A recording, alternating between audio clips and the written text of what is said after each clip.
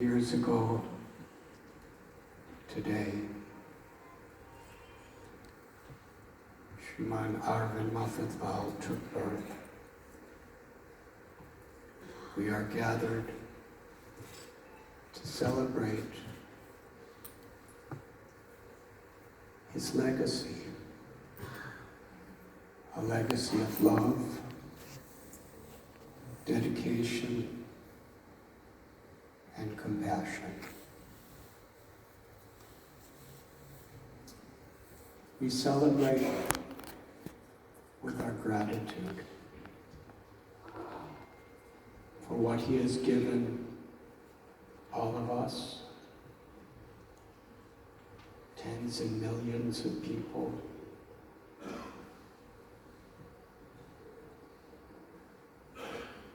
and the world.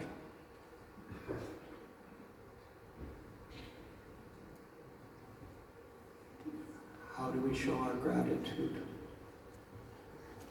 I believe what he would want us to do is to emulate and put into practice in our own lives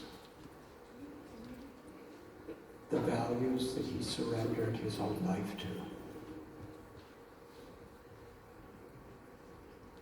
When he first met his beloved Guru, Param Pujya Radhanath Swami Maharaj, and received his grace, Arvind Bhai built his entire life on the foundation of Dharma, with the pillars of faith, devotion, and a spirit of selfless service.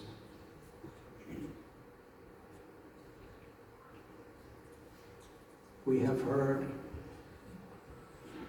of his historical accomplishments in the world of industry and business. But at the time of his departure from the world, what everyone was talking about was his values, his integrity, and his character. Because essentially, people may be impressed by our accomplishments, but people love us because of our character and how much we're willing to sacrifice for the well-being of others.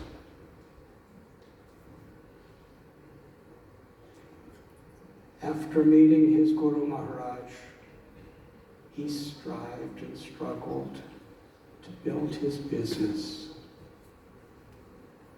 not for his own wealth, because the greater his business, the greater amount of people he could serve. He did not consider anything to be his own. He considered everything the property of God. And in all the work he did, he didn't take credit for it, because he understood and deeply believed that he was an instrument of the compassion of his Guru and Lord Ram. This was his life.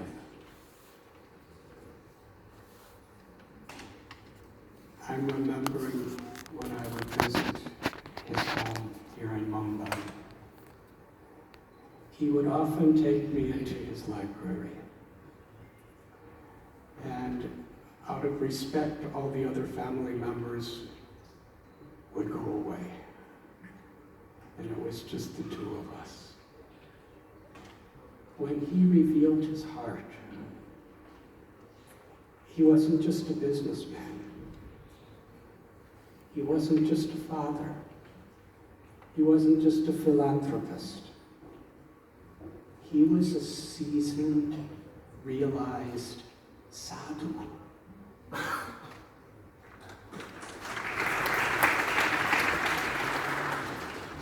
With great emotion, he would reveal his heart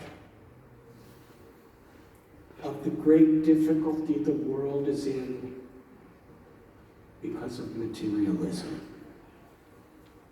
because of greed, because of arrogance, because of so many selfish attachments. It was incredible how many verses and how many philosophical principles he would share to explain that the only real wealth of life is how we surrender to God and how we selflessly serve God's children. When he would tell stories from Ramayana, Mahabharata, Bhagavad Gita, Srimad Bhagavatam,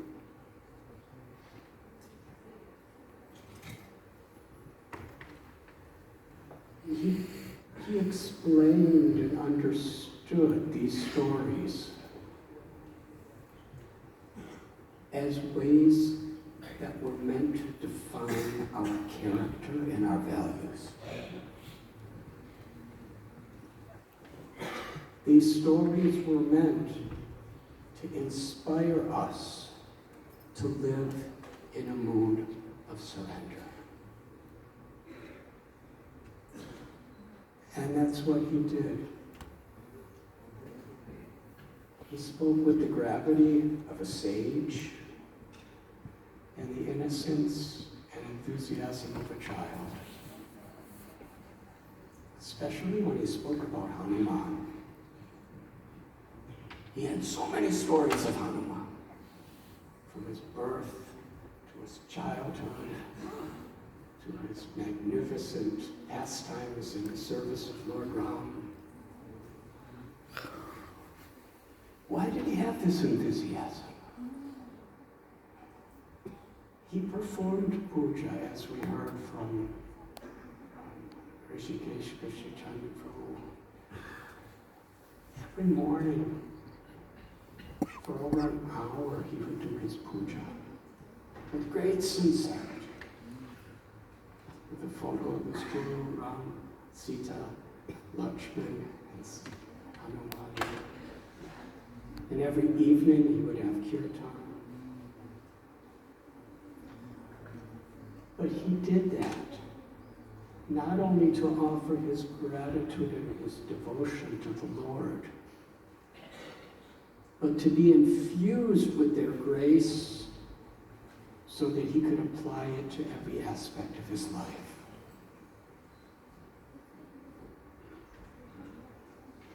And that's what he really tried to do.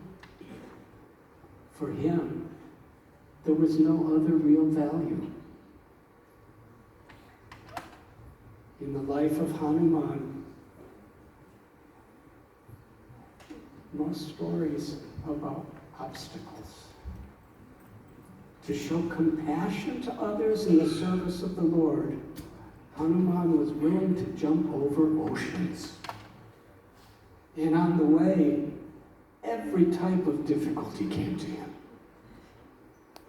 Hanuman was attacked, he was tempted in every way, but he was fixed in his purpose.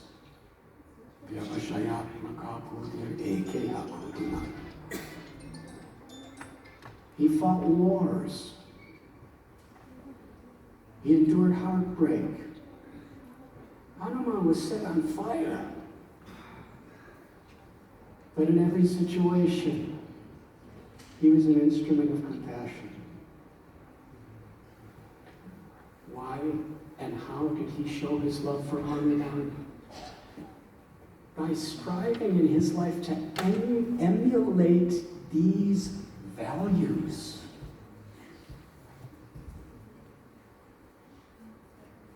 all the oceans and all the mountains and all the attacks and all the heartbreaks that come with life. My Lord, how can I serve you?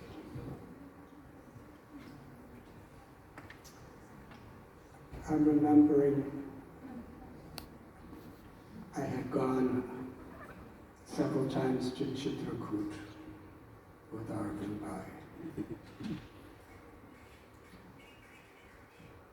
That was the place of his guru, Radhanath Swami Maharaj. And I remember one time we were sitting together and he explained the moment of the greatest transformation of his life.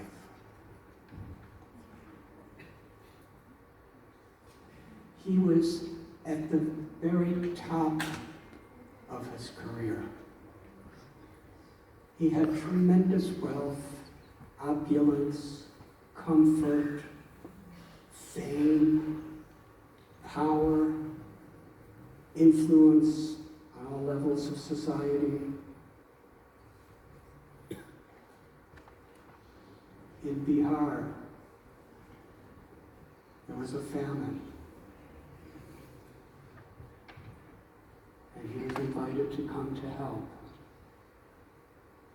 When he went there, there was utter devastation.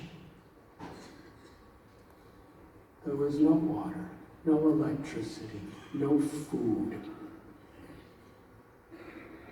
People were starving, diseased, dying. And it was in an area where there was no facilities. That's where he met his guru, Param Puja Radhanath Maharaj. His guru and his follower, and his guru's followers, they worked day and night with the inspiration of bhakti or devotion to the Lord, sacrificing everything to serve these people. Physically, emotionally, and spiritually. When he saw the hardships that these devotees were enduring, and none of them were getting paid anything. They hardly had any resources from anyone even to do it. But it didn't matter. They were going to live or die for this mission of seva. That transformed his life. He stayed in that situation with them. No comforts. Vulnerable to disease. Because he was so inspired. This is greatness. This is wealth. This is the success I want to offer my life to. And it was there that he surrendered to his guru and surrendered to a life of devotional service.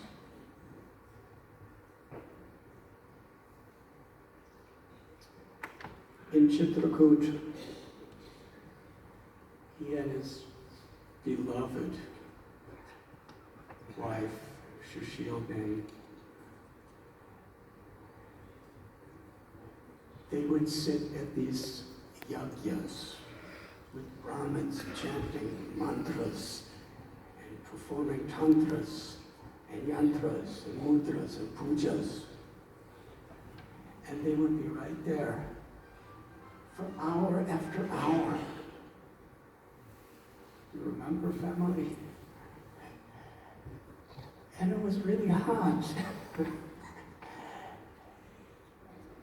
They were intently, every little procedure they did so carefully, because they were beginning a camp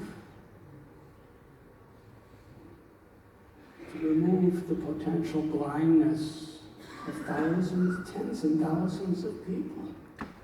They were invoking the pleasure and the blessings of the Lord. And after these hours of puja,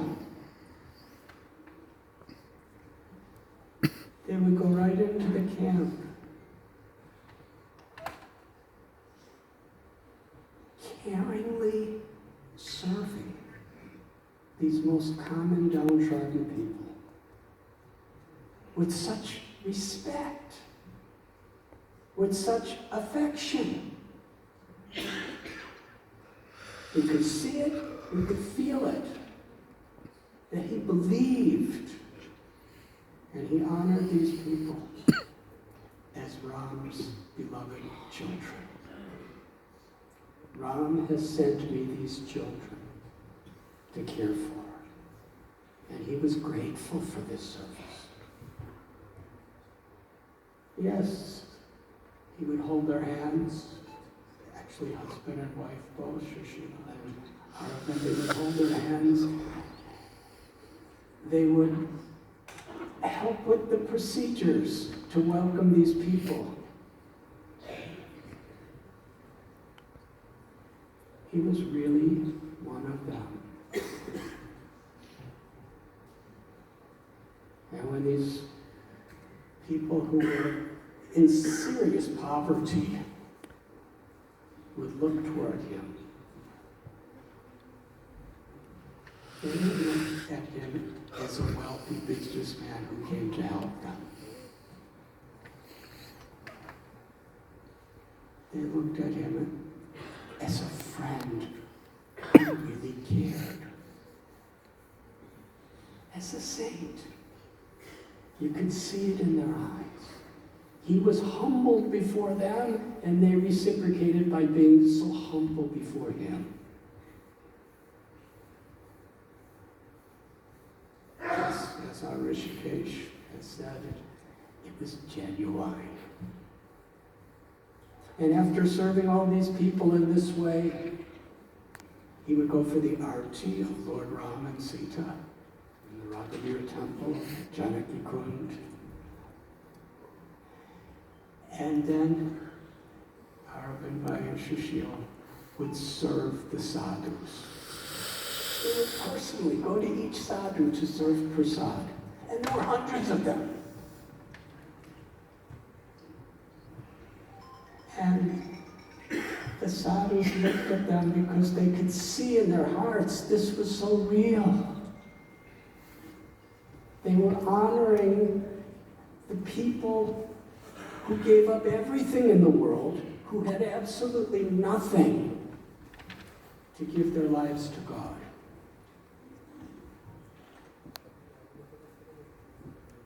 They considered what greatness is in there. We want to serve you. Sometimes for an hour or two. After everything else they've just done, they're just serving malpuras to sadhus.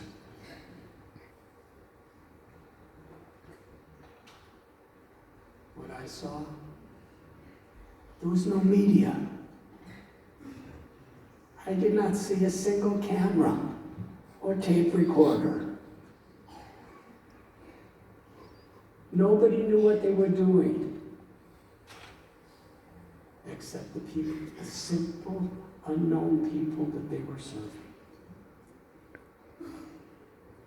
Because their service, Arvind Bhai's service, was from his heart. For no other reason than he cared. And this is bhakti. This is what he gave his life for.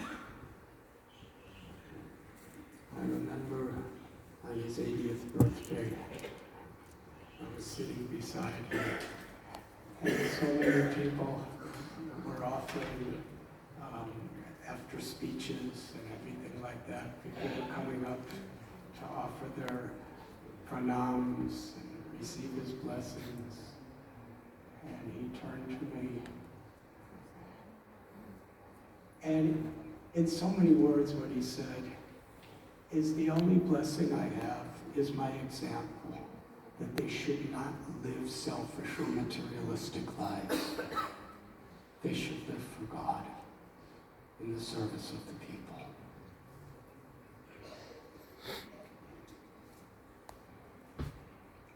He loved Chitrakoot. take us around the mountain of Parikrama with a little stick and tell us all the stories. And then we come back to his home, and we have kirtan, and we talk about Hanuman and Ram and their pastimes in Chitrakoot. That was the joy of his life.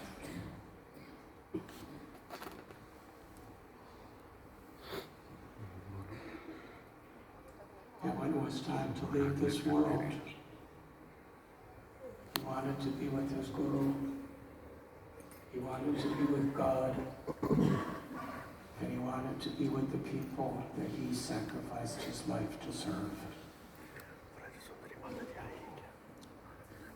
A glorious life and a glorious departure. Hearing sadhus chant the holy names of God. Hearing Ram's pastimes, the entire scripture being recited. Receiving blessings and prayers from his Guru in his heart. He departed. And I believe by Lord Ram's mercy, he departed 5 minutes after the Ramayana was recited, the entire book. In his most sacred holy place.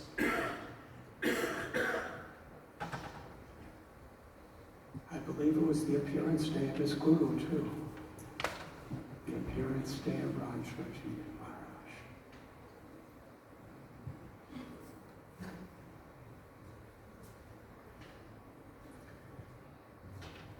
One of the glories of Arvind Mafatlal was how the legacy of his life was not only emulated by his family, but preserved and expanded.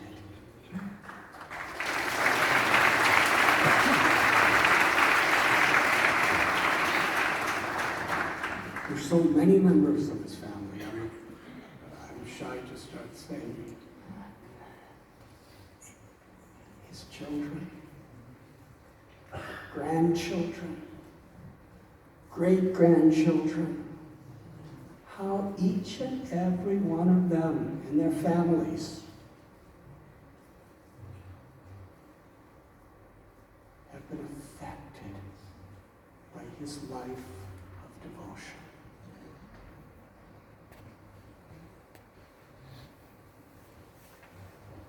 And how many millions and millions of people Arvind Mafatlal's inspiration is reaching through his family members.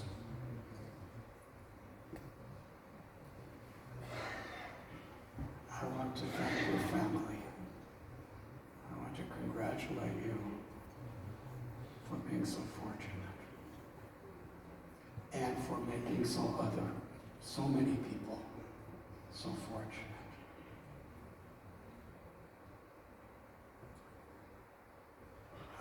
It's very overwhelming.